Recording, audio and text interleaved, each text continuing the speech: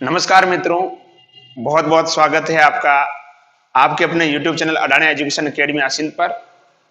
हम जो कक्षा 12 का रसायन विज्ञान पढ़ रहे थे और लास्ट लेक्चर में हमने बात की थी फिनोल के बारे में कि फिनोल के रासायनिक गुणों को लेकर हमने चर्चा की थी और डिटेल में हमने बात की थी कि फिनोल की जो अम्लीय प्रकृति होती है किस प्रकार से होती है और कैसे वो प्रभावित होती है, उसकी प्रमुख अभिक्रियाएं कौन कौन सी है उसको लेकर हमने बात की थी। आज जो हम बात करेंगे ईथर को लेकर बात करेंगे और इस अध्याय का ये जो है हमारा लास्ट लेक्चर होगा। इसमें अपन ईथर को कंप्लीट कर देंगे, चाहे इसके भौतिक गुण हो, रासायनिक गुण हो, इसके निर्माण की विधियां हो, ईथर का सामान्य परिचय हो, इसका नामकरण हो, सारे जितने भी जो ईथर का जो संबंधित जो टॉपिक है उसको आज हम क्लियर कर देंगे। ठीक है, तो आइए आज के कक्षा में प्रारंभ करते हैं। बात करते हैं ईथर को लेकर। ईथर देखिएगा, ईथर क्या होता है। ईथर का जो सामान्य सूत्र होता है इसको अपन लिखते हैं ROR। इस प्रकार से अपन ईथर को लिखते हैं। देखिएगा, ईथर जो है उसमें अपन देख सकते हैं कि जो परमाणु, जो केंद्रीय परमाणु आपको दिखाई दे रहा है वो है ऑक्सीजन। ऑक्सीजन क्या होता है? एक द्विसंयोजी परमाणु होता है, यानी इसकी जो संयोजकता है वो दो परमाणु से क्या होती है? संतुष्ट होती है, यानी दो परमाणु से ये जुड़ा होता है।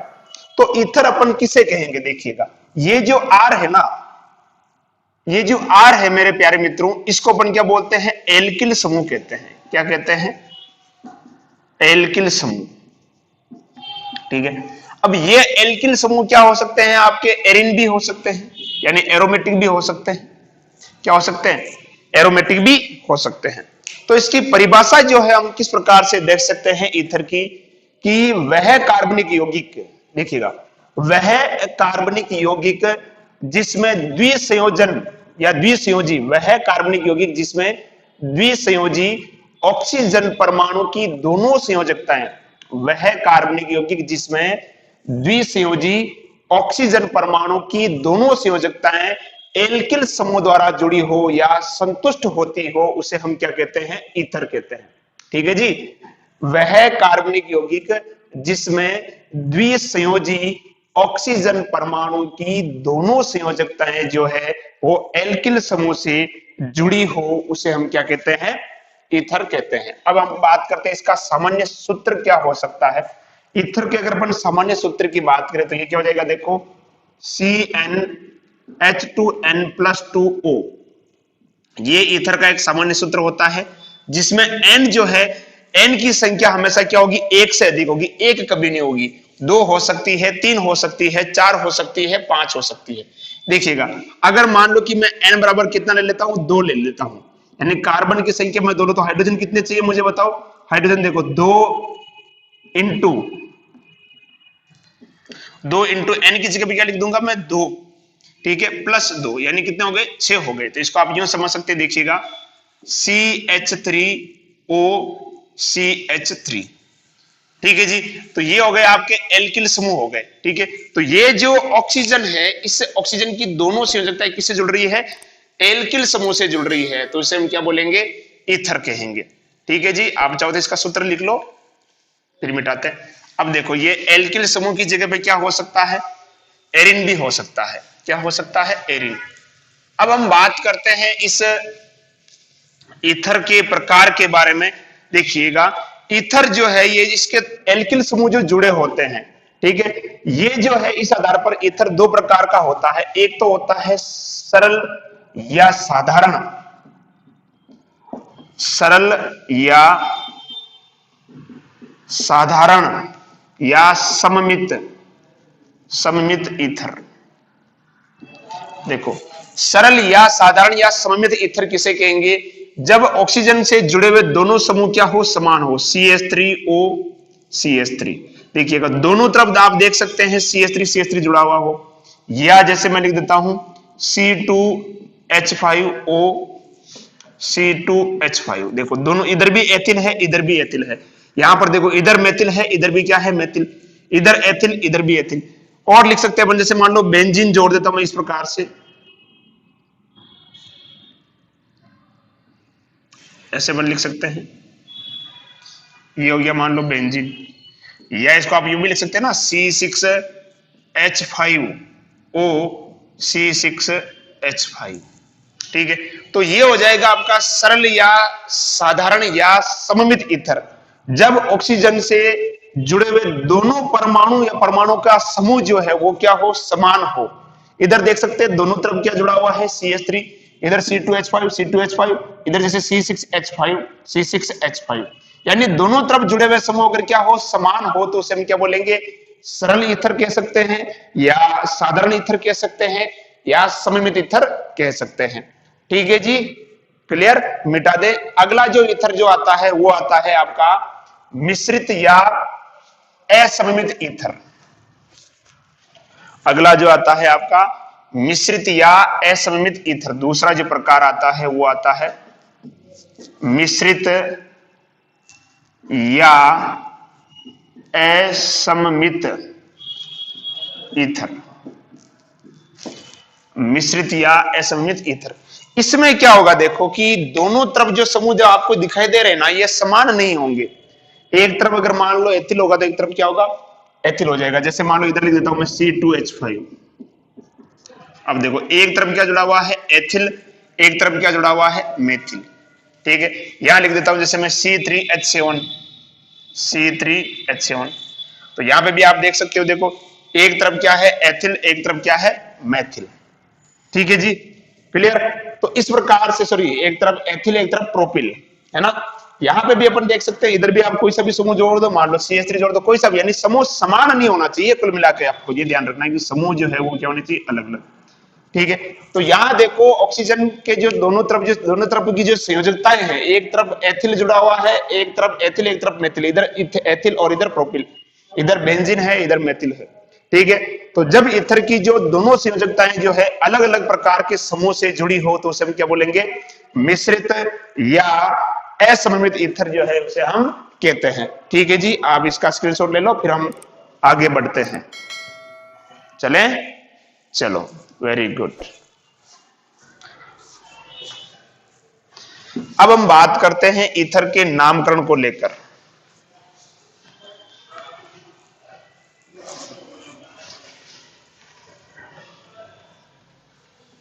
देखिएगा, ईथर के नामकरण को लेकर अपन बात करें तो इस यहां अपन बात करेंगे, दो पद्धति की बात करेंगे। एक तो रूढ़ नाम या जिसे अपन सामान्य नाम कहते हैं, और एक अपन बात करेंगे IUPAC नाम के बारे में। ठीक है, देखिएगा क्या होगा इसका, दोनों चीज लिखता हूं मैं। इसका सामान्य नाम अपन कैसे लिखते, देखो जब भी अपन बात करेंगे सामान्य नाम या रूढ़ पद्धति के नाम के, तो अपन इसको लिखेंगे एल्किल ईथर। क्या लिखेंगे, एल्किल ईथर। इसमें भी अपन क्या करेंगे, वर्णमाला के हिसाब से लिखेंगे। वर्णमाला क्रम में जो पहले आएगा उसको पहले लिखेंगे, वर्णमाला क्रम में। वर्णमाला मतलब ABCD के आधार पर, वर्णमाला क्रम से। कैसे लिखेंगे, वर्णमाला क्रम से। और दूसरा आता है IUPAC यानी IUPAC जिसे अपन बोलते हैं, IUPAC नाम, उसको अपन लिखते हैं एल्कोक्सी एल्केन। क्या लिखते हैं, एल्कोक्सी एल्केन। अब कैसे होगा ये अपन देखेंगे, देखिएगा। ठीक है, एल्कोक्सी एल्केन ये इसका IUPAC नाम हो जाएगा, और सामान्य नाम में अपन क्या लिखते हैं, एल्किल ईथर लिखते हैं। अब जैसे आपके सामने मान लो मैं ऐसे लिख देता हूं CH3OCH3। अब आपसे कहा जाएगी इसका एक तो मुझे बताना है सामान्य नाम, एक मुझे बताना है इसका IUPAC नाम बताना है। ठीक है, तो देखो सामान्य नाम अपन क्या लिखते हैं यार, देखो एल्किल ईथर। तो यहां पर एल्किल समूह कितने हैं, आप कहोगे सर दो एल्किल समूह है। यहां एल्किल समूह कितने हैं, दो। ये भी एक एल्किल समूह है, ये भी एक एल्किल समूह है। तो एल्किल समूह दो, तो मैं क्या लगाऊंगा, क्योंकि दोनों समान है ना। तो क्या है, ये मेथिल है। क्या है, मेथिल। दोनों समान है तो क्या लगाएंगे, डाई। क्या लगाएंगे, डाई। तो इसका सामान्य नाम क्या हो जाएगा, देखो डाई। एल्किल है ना, तो डाई मेथिल हो जाएगा। ये एल्किल समूह कौन से, यहां पर मेथिल समूह है, di methyl ether. Di methyl ether. ठीक है जी, अगला था एल्कोक्सी एल्केन। यानी अब इसमें से आप किसी एक समूह को, जैसे मान लो इसको मानूंगा मैं एल्कोक्सी समूह मान लूंगा। क्या मान लूंगा, एल्कोक्सी, और ये हो जाएगा आपका एल्केन। तो एल्कोक्सी में मतलब अपन कहेंगे कि alkyl plus oxygen, alkoxy. Alkyl समूह प्लस ऑक्सीजन क्या कहलाएगा, एल्कोक्सी। तो इसको अपन क्या बोलेंगे, मेथेन है और ऑक्सीजन, तो क्या हो जाएगा, मेथोक्सी। क्या हो जाएगा, मेथोक्सी। क्या हो जाएगा, मेथोक्सी। फिर एल्केन यानी मेथेन, मेथोक्सी मेथेन। क्या हो जाएगा, मैथोक्सी मेथिल। क्लियर? गुरुजी ये तो नॉर्मल है, कोई अच्छा सा बताओ। चलो आपको वो भी बता देते हैं, सीधा सा मिटा दे इसको। चलो इसको एक बार मिटा देते हैं अपन। अब यहां देखो मैं समूह क्या कर देता हूं, चेंज कर देता हूं। इसको भी चलो हटे देते एक बार। देखिए दरगाह, यहां लिखता हूं मैं C2H5। अब क्या होगा, पहले तो अपन बात करते हैं सामान्य नाम की। सामान्य नाम मैंने कहा था वर्णमाला क्रम में लिखना है। किस क्रम में लिखना है? वर्णमाला क्रम में लिखना है। तो वर्णमाला में देखो ये है एथिल, ई से शुरू होगा ETH, और ये है मेथिल, M से शुरू होगा METH। अब आप खुद बताओ एबीसीडी में पहले E आता है या M आता है? आप कहोगे गुरुजी पहले E आता है, तो पहले किसको लिखेंगे? एथिल। क्या हो जाएगा? एथिल। फिर किसको लिखेंगे? मेथिल। तो एथिल, मेथिल, और क्या है? ईथर। ये तो हो गया सामान्य नाम। अब बात करते हैं IUPAC की, यानी IUPAC नाम क्या होगा। देखिएगा जब भी ऐसी कंडीशन आ जाए ना, तो जो छोटा समूह होगा ना, यानी जिसमें कार्बन की संख्या क्या होगी? कम होगी। छोटा समूह होगा या जिसे अपन कहोगे जिसमें कार्बन की संख्या क्या होगी? कम होगी, वो ऑक्सीजन के साथ जाएगा, और बाकी बड़ा समूह किसका रूप बनाएगा? एल्केन का रूप। तो कार्बन की संख्या किसमें कम है? इसमें, तो ये जाएगा ऑक्सीजन के साथ और ये बनाएगा एल्केन। तो ये तो क्या हो जाएगा? मेथोक्सी, और ये क्या हो जाएगा? एथेन। मेथोक्सी एथेन क्या हो जाएगा? Methoxy ethane. ठीक है जी। और ले इसके एग्जांपल अपन, चलो कुछ और लेते हैं। मिटा दे इसको। चलो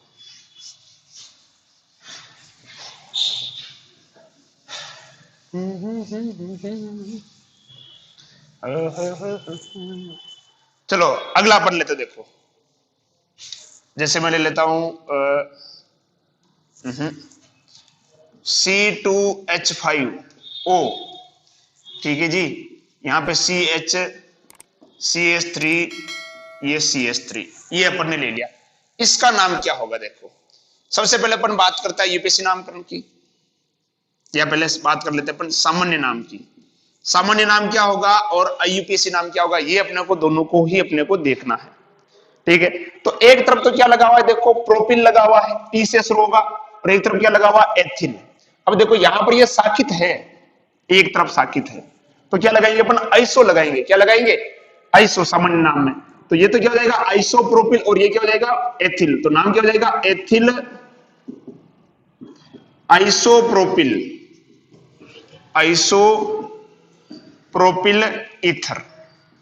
देखो ये आइसो को अपन नहीं देखेंगे, अपने को देखना है प्रोपिल से। ये तो आइसो, तो जैसे मान लो कि इधर हो रहा है तो अपन लिख देते हैं नियो। पढ़ा होगा ना आपने 11वीं के अंदर, दोनों तरफ साकित हो तो क्या लिखते हैं? नियो। एक तरफ साकित हो तो क्या लिखते हैं अपन? आइसोप्रोपिल। अब इसका नाम क्या होगा यार? देखो इसका कैसे करेंगे? अंकन करेंगे अपन 1 2 3, लंबी श्रृंखला का करेंगे। और ये जो छोटा वाला होगा, इसमें कार्बन की संख्या 3 है, तो ये हो गया एल्केन। और जिसके अंदर कार्बन की संख्या कम होगी वो क्या बनाएगा? एल्कोक्सी समूह बनाएगा। क्या बनाएगा? एल्कोक्सी। तो ये हो गया आपका एल्कोक्सी समूह, यानी एथेन है ना ये, तो एथोक्सी। क्या हो जाएगा? ये एथोक्सी। और ये क्या बताओ? 2 पे क्या लग रहा है बताओ? 2 एथोक्सी लग रहा है ना, तो इसको अपन क्या लिखेंगे? 2 एथोक्सी। भाई 2 पे लग रहा है तो यहां पे पहले पर लिख देंगे 2 एथोक्सी। 1 2 पे लग रहा है एथोक्सी, 2 एथोक्सी, और कार्बन कितने? 3, तो प्रोपेन, 2 एथोक्सी प्रोपेन। ठीक है जी, क्लियर हो गई? तो ये हो गया आपके ईथर का नामकरण। अब अपन बात करेंगे ईथर निर्माण की विधि के बारे में। बहुत ज्यादा विधियां कुछ नहीं दे रखी आपके, नॉर्मल सी विधियां दे रखी, उसकी अपन बात करेंगे ईथर निर्माण की विधि के बारे में। मिटा दे इसको। चलो बहुत बढ़िया, मिटा देते हैं। ठीक है, ईथर निर्माण की विधि की अपन बात करते हैं। सबसे पहले जो आती है इसकी आती है प्रयोगशाला विधि। कौन सी आती है? प्रयोगशाला विधि। ईथर निर्माण की प्रयोगशाला विधि। देखिएगा प्रयोगशाला विधि में क्या होता है कि अपन एल्कोहल लेते हैं, और एल्कोहल की क्रिया अपन कराते हैं किससे? सल्फ्यूरिक अम्ल से करवाते हैं। किससे करवाते हैं? सल्फ्यूरिक अम्ल से करवाते हैं, जिससे बनता है एथिल हाइड्रोजन सल्फेट बनता है। क्या बनता है? Ethyl hydrogen sulphate. देखिएगा इधर C2H5OH, इसकी क्रिया अपन कराएंगे किसके साथ? सल्फ्यूरिक अम्ल से, H2SO4 से करवाएंगे। किससे करवाएंगे? H2SO4 से। टेम्परेचर होता है लगभग 373 केल्विन के आसपास। टेम्परेचर को याद रखना कोई ज्यादा जरूरी नहीं है। तो यहां से क्या होगा यार? H2O बाहर निकलेगा। क्या बाहर निकलेगा? H2O। यहां पर इसको मैं समझने के लिए इसको मैं ऐसे लिख रहा हूं, देखो H2SO4 को, ताकि अपने थोड़ा समझने में आपके ठीक रहेगा H2SO4 को। ठीक है जी, H2SO4 यहां से बाहर निकल जाएगा ये जल। बाहर क्या निकल जाएगा? यहां से जल का अणु यहां से बाहर निकल जाएगा। तो अगली कंडीशन क्या बनेगी? देखो C2H5 और HSO4 और बाहर क्या निकल जाएगा? ये H2O। क्लियर? ये हो गया पहला प्रोसेस। जो अपने पास जो प्राप्त होगा उसे अपन क्या बोलेंगे? Ethyl hydrogen sulphate. तो ये एथिल है, ये हाइड्रोजन, और ये SO4 को अपन क्या बोलते हैं? सल्फेट। Ethyl hydrogen sulphate. अब इसकी क्रिया फिर से अपन किसके साथ कराएंगे? इसकी क्रिया अपन फिर से कराएंगे किसके साथ? एल्कोहल के साथ। फिर से ये क्रिया करेगा किसके साथ करेगा? एल्कोहल के साथ। देखो C2H5HSO4 प्लस ये क्रिया करेगा किसके साथ? H2SO4 के साथ। इसको मैं ऐसे लिख रहा हूं, देखो इधर C2H5, ये क्या है? एल्कोहल है। क्या है? एल्कोहल। तो यहां से बाहर ये निकल जाएगा, देखो फिर से सल्फ्यूरिक अम्ल क्या हो जाएगा? बाहर निकल जाएगा, H यानी H2SO4। इधर क्या बचा? देखो C2H5, यहां पे ये बचा, और देखो ये पूरा निकल गया। क्या बचा? ये O, ये ऑक्सीजन, और ये क्या है? C2H5, और बाहर क्या निकल जाएगा? ये H2SO4। Very good, H2SO4। तो ये क्या बन गया यार? देखो डाई एथिल ईथर। क्या बन गया? Die ethyl ether. अरे बहुत इजी है, बहुत इजी, बहुत। Die ethyl ether. तो ये हो गई पहली विधि आपकी, प्रयोगशाला विधि। कौन सी विधि हो गई? प्रयोगशाला विधि हो गई आपकी पहली।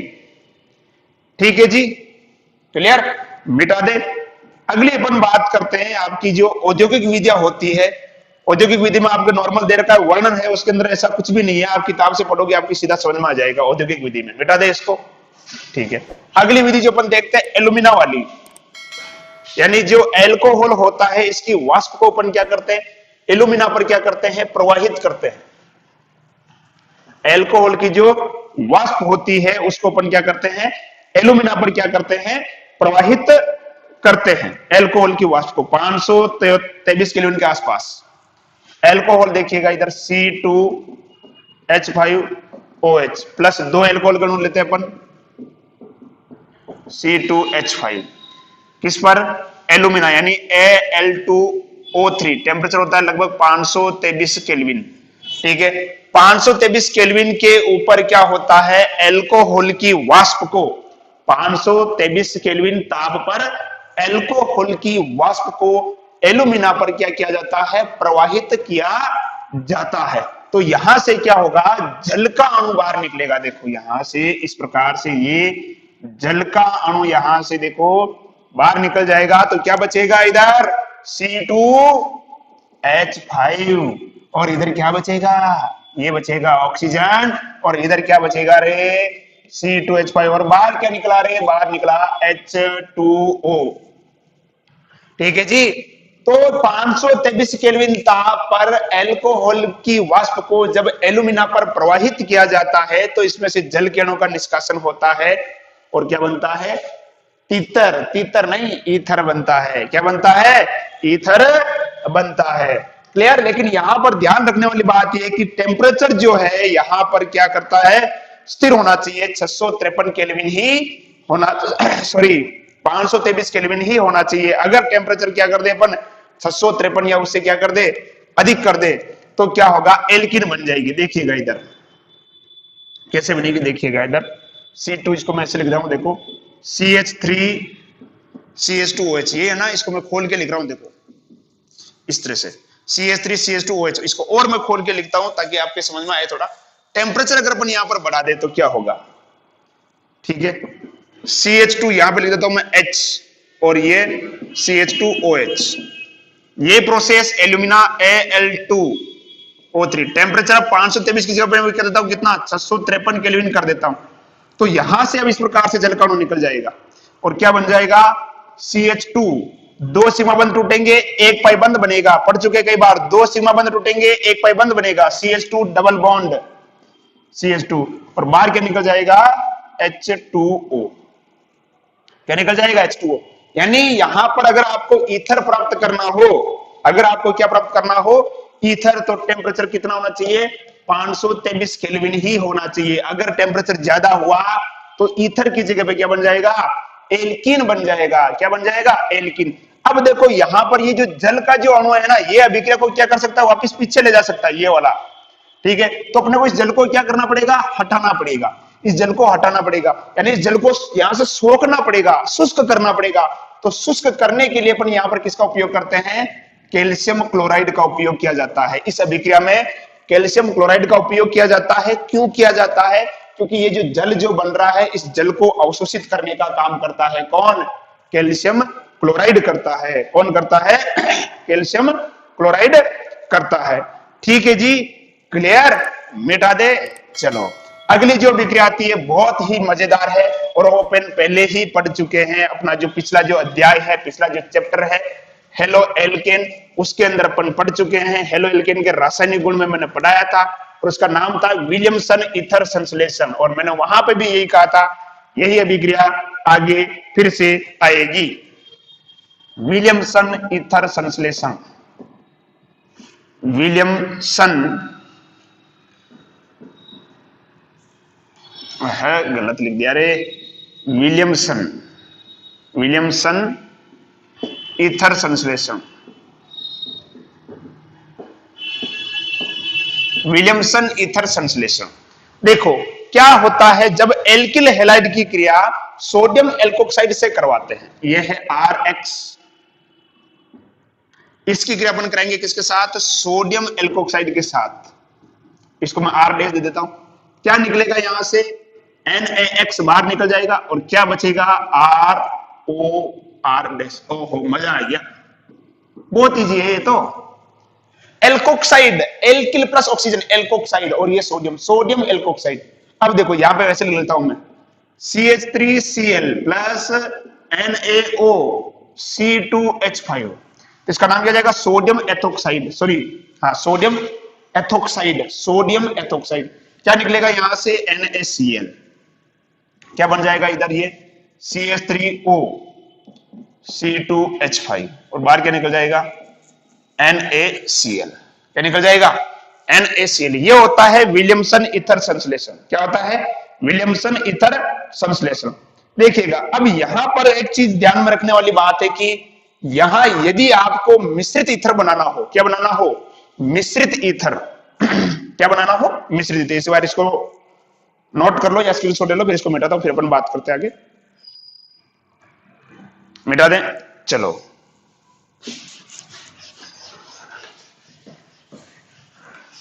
अगर आपको कैसा ईथर बनाना हो मिश्रित ईथर बनाना हो, कैसा बनाना हो मिश्रित ईथर।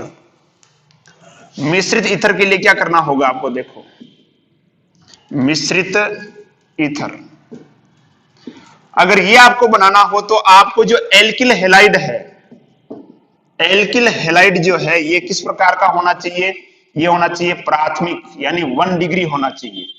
कैसा होना चाहिए 1 डिग्री। और सोडियम एल्कोक्साइड जो है सोडियम एल्कोक्साइड ये कैसा होना चाहिए 2 डिग्री या 3 डिग्री होना चाहिए। ये 2 डिग्री या 3 डिग्री होना चाहिए। सर ऐसा क्यों होना चाहिए, अगर आप एल्किल हैलाइड अगर मान लो प्राथमिक ना लेके अगर मान लो द्वितीयक ले लोगे या तृतीयक ले लोगे तो वहां पर क्या हो जाएगा एल्केन बनने की संभावना रहेगी। क्या बनने की संभावना रहेगी एल्किन बनने की संभावना रहेगी। एल्किन बन सकता है या फिर एल्केन भी बन सकता है। ठीक है, तो यानी सीधी सी भाषा में अपन कह सकते हैं कि जो यौगिक आपको बनाना है ईथर वो नहीं बनेगा और दूसरा उत्पाद बन जाएगा आपके एल्किन बनने की संभावना क्या रहेगी बनी रहेगी, जिसकी वजह से अपने को यदि बस केवल ये ध्यान रखना है कि यदि आपको विलियमसन ईथर संश्लेषण विधि से अगर क्या बनाना हो मिश्रित ईथर बनाना हो तो वहां पर आपको एल्किल हैलाइड कैसा लेना है प्राथमिक लेना है और सोडियम एल्कोक्साइड कौन सा लेना है 2 डिग्री या 3 डिग्री लेना है। यदि यहां पर आप प्राथमिक की जगह पे अगर मान लो द्वितीयक ले लोगे तो वहां पर क्या हो जाएगा, एल्किन बनने की संभावना जो है वो बनी रहती है। ठीक है, मिटा दे इसको। चलो, ये हो गई आपके ईथर निर्माण की विधि, कौन सी, विलियमसन ईथर संश्लेषण। कौन सी हो गई, विलियमसन ईथर संश्लेषण। ठीक है जी, क्लियर। आपके इसके एग्जाम्पल भी दे रखे हैं, आप वहां से आप देख सकते हो सीधा सा, उसमें ज्यादा कुछ विशेष कुछ भी नहीं है, बहुत इजी है। ठीक है, चलो बात करते हैं अपन, देखो इसके भौतिक गुण के बारे में। भौतिक गुण के बारे में आपको बार बार समझाता आया हूं कि आप किताब से पढ़ सकते हो, ज्यादा कुछ विशेष है नहीं। अपन यहां बात करेंगे केवल रासायनिक गुणों के बारे में। किसके बारे में बात करेंगे, रासायनिक गुणों के बारे में बात करेंगे। रासायनिक गुण क्या होते हैं उसको लेकर अपन बात करेंगे। देखिए रासायनिक गुण की अगर अपन बात करें, जो ईथर कैसा होता है, देखो C2H5 और ये ऑक्सीजन C2H5। ईथर के ऊपर यानी जो ऑक्सीजन है, ऑक्सीजन के ऊपर क्या होते हैं, दो लोन पेयर होते हैं। लोन पेयर तो आप जानते ही हो, जो बंध बनाने में भाग नहीं लेते हैं, यानी ये हो गया लोन पेयर। इसको थोड़े ऐसे बनाता हूं मैं, कान जैसे लगेगा, देखो शानदार, मिक्की माउस जैसे, है ना। ये लोन पेयर होते हैं इसके तरह। ठीक है, और चलो इसको और बना देते डिजाइन से, मजेदार लगेगा। ये लो, ये होता है ईथर। क्या है, ईथर। ठीक है, इसका जो बंध कोण होता है वो होता है लगभग 110 डिग्री के आसपास। किस पास होता है, 110 डिग्री के आसपास होता है। ठीक है, तो इसका जो बंध कोण है ये ज्यादा क्या 109 डिग्री के आसपास होना चाहिए था। 109 डिग्री 28 मिनट के आसपास, माफ कीजिएगा, ज्यादा नहीं कम, 109 डिग्री 28 मिनट के आसपास इसका ये जो बंध कोण होना चाहिए। लेकिन क्या होता है कि ये जो समूह होते हैं इनके बीच में क्या होता है, प्रतिकर्षण होता है, जिसकी वजह से बंध कोण क्या हो जाता है, इसका बढ़ जाता है, थोड़ा सा बढ़ जाता है। ठीक है जी, अब अपन बात करेंगे इसके रासायनिक गुणों के बारे में। बहुत छोटा सा टॉपिक है रासायनिक गुणों को लेकर। नॉर्मली जो रिएक्शन है इनकी अपन बात करेंगे। रासायनिक गुणों अपन बात करेंगे, आप समझ सकते हो या तो अभिक्रिया होगी किसकी, एल्किल समूह की हो सकती है, या अभिक्रिया हो सकती है इसके लोन पेयर की हो सकती है, कि इसके ऊपर जो लोन पेयर है, इस लोन पेयर के कारण जो अभिक्रियाएं हो सकती है उसको लेकर अपन बात करने वाले हैं। ठीक है जी, चलो मिटा दें। देखिए पहली जो अभिक्रिया है वो अपन बात करते हैं इसमें हेलोजनीकरण की। किसकी बात करते हैं, हेलोजनीकरण की अपन बात करें। हेलोजनीकरण का मतलब क्या होगा, हेलोजन का योग। अगर अपन हेलोजनीकरण की बात करें तो यहां पर देखिएगा, जैसे मैं इसको ऐसे लिख रहा हूं, CH3 CH2, ये ऑक्सीजन हो जाएगा, CH2 CH3। इसकी क्रिया करा रहा हूं, मान लो मैं करा रहा हूं किससे, मान लो क्लोरीन से करा रहा हूं। और कब करा रहा हूं, अंधेरे में। कब कराऊं मैं, अगर ये अभिक्रिया अंधेरे में कराऊं तो देखिएगा ये कौन सा कार्बन अल्फा, ये कौन सा हो गया बीटा, इधर भी ये कौन सा हो गया अल्फा और ये कौन सा हो गया बीटा। तो यहां पर क्या होगा कि जब अपन क्या करेंगे, अंधेरे में ईथर की क्रिया किसके साथ कराएंगे, हेलोजन से कराएंगे। किसके साथ, अंधेरे में ईथर की क्रिया किसके साथ करवाएंगे, हेलोजन से। तो यहां पर क्या होगा कि ये जो हेलोजन है ये अल्फा कार्बन से हाइड्रोजन को क्या कर देगा, विस्थापित। तो देखिए यहां से हाइड्रोजन निकलेगा, यहां से भी हाइड्रोजन निकलेगा, तो क्या बन जाएगा, देखिएगा, यदि यही लिख रहा हूं मैं, आगे जगह नहीं है, यहां लिख देता हूं मैं। देखिए CH3, यहां से हाइड्रोजन निकलेगा यानी CH क्या लग जाएगा, Cl, और ये ऑक्सीजन, फिर क्या लग जाएगा, यहां पर देखो CH क्या लग जाएगा, Cl, और आगे क्या हो जाएगा, ये CH3, और बाहर क्या निकल जाएगा, 2HCl। ठीक है, यानी जब अंधेरे में ईथर की क्रिया किसके साथ करवाई जाती है, हेलोजन के साथ करवाई जाती है। किसके साथ करवाई जाती है, हेलोजन के साथ करवाई जाती है। तो क्या होता है, अल्फा कार्बन से हाइड्रोजन का विस्थापन होता है। कहां से होता है, अल्फा कार्बन से हाइड्रोजन का विस्थापन होता है। मिटा दें, चलो अब देखिएगा, यही क्रिया अगर मैं क्या करूं, सूर्य के प्रकाश की उपस्थिति में करवाता हूं। अगर इसी विक्रिया को अपन क्या करें, अंधेरे में ना करवा कर क्या करें, सूर्य के प्रकाश की उपस्थिति में करवाएं। कहां करवाएं, सूर्य के प्रकाश की उपस्थिति में, सूर्य का प्रकाश। तो क्या होगा, सारे के सारे हाइड्रोजन, सारे के सारे हाइड्रोजन, जितने भी 10 के 10 हाइड्रोजन दिख रहे हैं, सारे के सारे हाइड्रोजन हेलोजन द्वारा क्या हो जाएंगे, विस्थापित। यहां पर क्या हो जाएगा, हाइड्रोजन सारे निकल जाएंगे, CCl3, और यहां पर क्या हो जाएगा, CCl2 ऑक्सीजन, फिर यहां पर क्या हो जाएगा, CCl2, और यहां पर क्या हो जाएगा, CCl3, और बाहर क्या निकल जाएगा, 10HCl। यानी अगर इसी अभिक्रिया को जो भी अपन ने कराई थी अंधेरे में कराने की बजाय अगर अंधेरे में कराएंगे तो क्या होगा, अल्फा कार्बन से हाइड्रोजन निकलेंगे, और सूर्य के प्रकाश की उपस्थिति में कराएंगे तो सारे के सारे हाइड्रोजन का विस्थापन हो जाएगा और किसके द्वारा हो जाएगा, हेलोजन के द्वारा। अब इसका नाम क्या देख सकते हैं, इसका नाम जो होता है वो होता है पर क्लोरो डाई एथिल ईथर। पर chloro die ethyl ether important है, पूछा जा सकता है सीधा सा, पर क्लोरो डाई एथिल ईथर, ये हो गया इसका हेलोजनीकरण। कोई ज्यादा विशेष अभिक्रियाएं जो है यहां पर आपको देखने को नहीं मिलेगी। ठीक है जी, क्लियर, मिटा दे। अगले अपन बात करते हैं पर ऑक्साइड के बारे में, यानी पर ऑक्साइड का निर्माण। हेलोजनीकरण के बाद आता है पर ऑक्साइड का निर्माण, ये कैसे होता है देखो।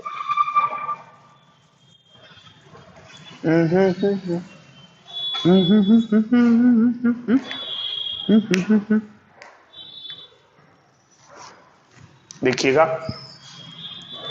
C2H5 C2H5, इसकी क्रिया अपन या तो ऑक्सीजन की उपस्थिति में कराए या ओजोन से। थोड़ा नीचे लिख देता हूं इसको मैं, मेरे हिसाब से ज्यादा ऊपर हो गया ये। देखिएगा C2H5 C2H5 ये है ईथर। इसकी क्रिया अपन या इसको वायु की उपस्थिति में छोड़ दे या ओजोन की से इसकी क्रिया कराएं तो क्या बनेगा, परऑक्साइड बनेगा। परऑक्साइड का मतलब क्या होता है, ऑक्सीजन ऑक्सीजन के बीच में क्या हो, एकल बंध हो, तो उसे अपन बोलते हैं परऑक्साइड। तो ये क्या हो जाएगा देखो C2H5, ये ऑक्सीजन और यहां ऑक्सीजन के बीच में बंध हो जाएगा और ये C2H5, इसको अपन बोलते हैं परऑक्साइड। क्या बोलते हैं, पर ऑक्साइड। जब ऑक्सीजन ऑक्सीजन के बीच में बंद होना, इसको अपन जैसे आपने पढ़ा होगा ना, सुना होगा हाइड्रोजन पर ऑक्साइड, तो क्या होता है H2O2, इसको अपन क्या बोलते हैं, हाइड्रोजन पर ऑक्साइड। यानी इसको अपन लिखे तो HOOH, ये होता है देखो ऑक्सीजन ऑक्सीजन के बीच में बंद है, इसी को बोलते हैं अपन पर ऑक्साइड। ये हाइड्रोजन है तो इसको क्या बोल देंगे, हाइड्रोजन पर ऑक्साइड। क्या बोल देंगे, हाइड्रोजन पर ऑक्साइड। ठीक है, तो ये इसको अपन क्या बोलेंगे, दोनों तरफ ईथर है तो इसको अपन क्या बोल सकते हैं, ईथर पर ऑक्साइड। भाई दोनों तरफ ये समूह तो इसको अपन क्या बोल सकते हैं, ईथर पर ऑक्साइड। इसको अपन क्या बोल सकते हैं, ईथर पर ऑक्साइड।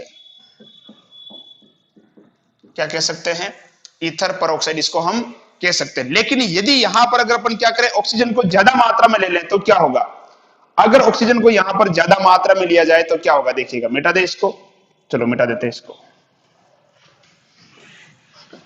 अगर यहां पर ऑक्सीजन अगर मान लो आधिक्य में ले ली जाए तो क्या होगा, देखिएगा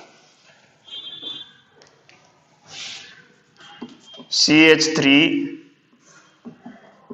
ये CH2 और ये ऑक्सीजन, ये CH3 CH2। अगर अपन ऑक्सीजन को क्या ले लें, आधिक्य में ले लें तो कुछ इस प्रकार की संरचना बनेगी देखो, CH3 CH2O, यहां पर हो जाएगा CH3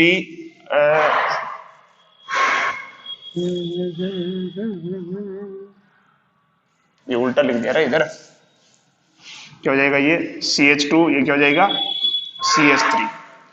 तो यहां जो अपने को संरचना देखने को मिलेगी, ये मिलेगी C2H5OH,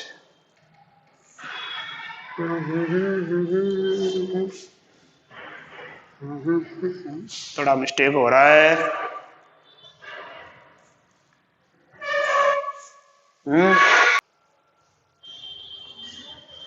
यहां पर हाँ, ये कुछ इस प्रकार से बन जाएगा CH3CH।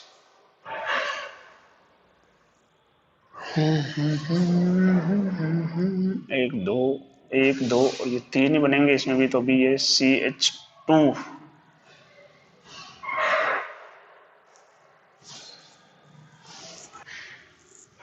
ये जो कुछ बनेगा आपका माफ कीजिएगा, थोड़ा ये गलत हो गया था,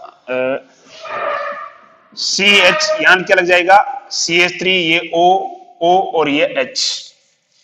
ठीक है, इसको अपन बोलेंगे 1 एथिल एथोक्सी हाइड्रोपर ऑक्साइड। क्या बोलेंगे इसको, 1 एथिल एथोक्सी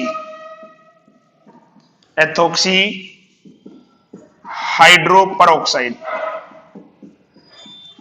ठीक है, यानी यहां पर यदि अपन ईथर को क्या करें, लंबे समय तक अगर वायु में खुला छोड़ दे, ईथर को यदि लंबे समय तक वायु में खुला छोड़ दे तो किसका निर्माण होता है, हाइड्रोपर ऑक्साइड का निर्माण होता है। किसका निर्माण होता है, हाइड्रोपर ऑक्साइड का। और ये जो क्या होता है, एक विस्फोटक पदार्थ होता है।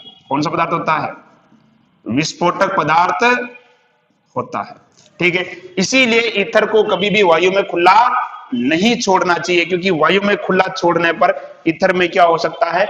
विस्फोट हो सकता है। क्या हो सकता है? विस्फोट हो सकता है, क्योंकि वायु में अगर लंबे समय तक अपन खुला छोड़ेंगे तो किसका निर्माण होगा? 1 एथिल एथोक्सी हाइड्रोपेरोक्साइड का निर्माण होगा, जो कि क्या होता है? एक विस्फोटक पदार्थ होता है। इसलिए ईथर में क्या हो सकता है?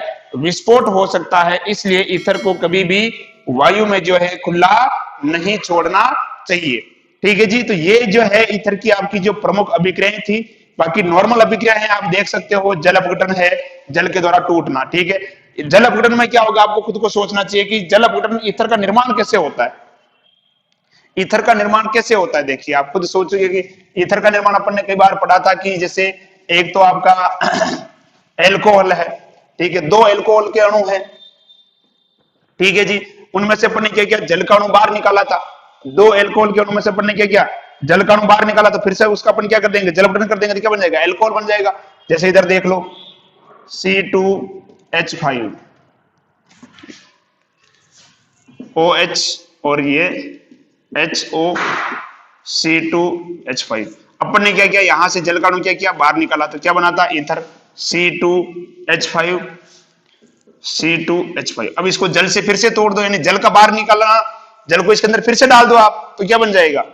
भाई एल्कोहल बन जाएगा ना। देखो इधर C2H5O C2H5, जल का अणु इसके अंदर फिर से मिला दो, ठीक है, ये